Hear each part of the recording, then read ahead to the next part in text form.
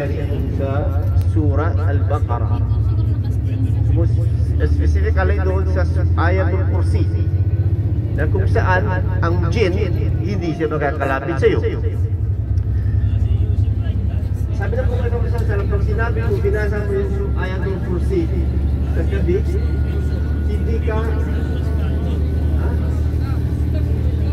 yan sa likod, doon muna kayong magkakwentuhan mga kapatid.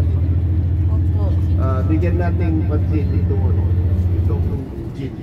Magka dyan sa tabi-tabi, papayong sa atin. Okay po.